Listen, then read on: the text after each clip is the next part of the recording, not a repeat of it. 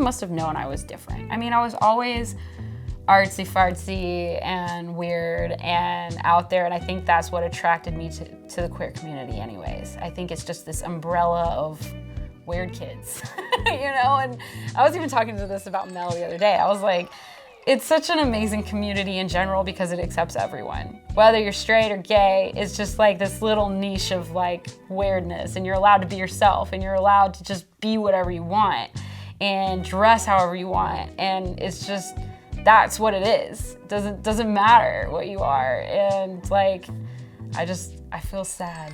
I feel sad that that's just not allowed for everyone. Gaslighting myself for 30 years definitely shut down a lot of creativity. I think, yeah, it felt like I always had to be approved, like before anything was released. But also at the time I was a music teacher for years, and I was teaching in Alpharetta. That was a lot of conservative parents bringing their children to me.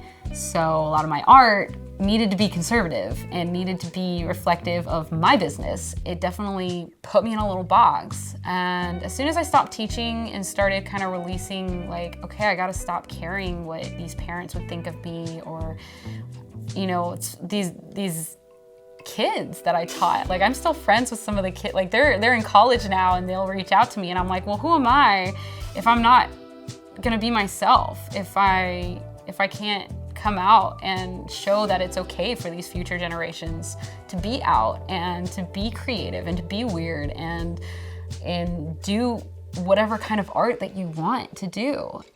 You know, I think in a sense coming out did allow me so much more creative freedom, and like, well, I gotta be myself.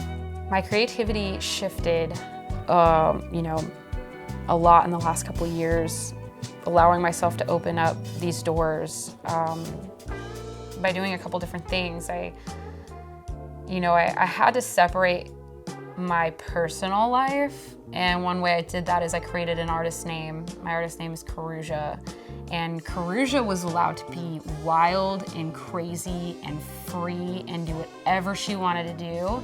And Leah was a little bit more in the box. But creating that outlet, creating that alternative outlet allowed me to like, no, I can do whatever I want. I can do whatever I want in this area, in this surface. And and it's funny because I created a music video a couple years ago once Coruja came out, and it was definitely crazier than I've ever done. And I think it shook my family a little bit because it was not the cute little Leah that would play acoustic guitar and sing in front of whoever, you know. I was making a statement, and I was breaking free, and I wanted to be whoever I wanted to be. And part of it is I grew up in this conservative white community tucked away a little bit outside of Atlanta. But I think moving to the city, moving to Atlanta definitely allowed me, like, I was like, I have to break free of this. Like, and you know, I've slowly started shedding, you know, because all my families, like all my family, all of my friends of my family, like the adults that I grew up with, you know, they're all friends on Facebook and stuff like that. And that was something that just really wigged me out. And, you know, I know my parents owned a business, so they were always concerned with how they looked for their business and how I would reflect on that business. So, you know, it was hard. It was hard to be myself without disappointing. And, you know, it's funny, I have an uncle that used to show off all my music all the time, and then kind of once I went towards this Coruja artist, my outlet, it was like, no more sharing. So, you know, and I know it's weird, but it's my art, and it is what it is. And I just have had to just come to terms with, like, well, My parents don't have to like it. My family doesn't have to like it. So growing up, I never heard a girl singing about a girl. I think it wasn't until like Halsey, like last couple of years when she sang about a girl that I was like, wait, this is a thing people can do? And I'm gonna release an EP, hopefully in October, knock on wood. But I'm considering it my coming out EP, and I'm actually singing about girls instead of guys. And a part of me is like really excited to explore more of my masculine self and embrace that energy a little bit more, because I think I have fallen into this, this feminine energy is so nice and welcoming and safe, and I have such this negative view on masculinity that I think in my own time I'll like be able to embrace that and come back to it. And you know, like little things like, ooh, I bought men's pants today. Check out these pockets. Like those are just like little steps in like exploring that part of myself that I don't know, and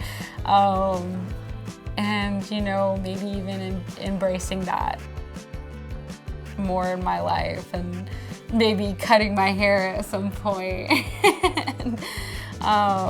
But yeah, I'm excited to like be out and allow, like it's this door that's like, yeah, you're allowed to do this. Go for it. Have fun. It's been a year since I've been with Mel. Mel's my first love, my only love that I've been with, so I'm a new gay. Baby gay. So yeah, I mean it's amazing. Like I said, like I find myself, I found a happiness I never knew I was missing, and I don't even know how to describe it. It's just, I feel so much more fulfilled. I never ever felt shame. Like I think the moment I was with Mel, a light switch went off, and it was like, oh, this is right. This is what I've been missing my entire life. This is what I've been wanting like my whole life. It's funny because people have told me it's wrong my whole life, and it was just, it's never felt so right. It's just, that was it. Like, and I knew it. The moment it happened, I knew it. I don't want to be a typical grown-up. Like, I want to not fit in any box. And I think that's the best part about being under the queer umbrella, you know, it's just like, there's room.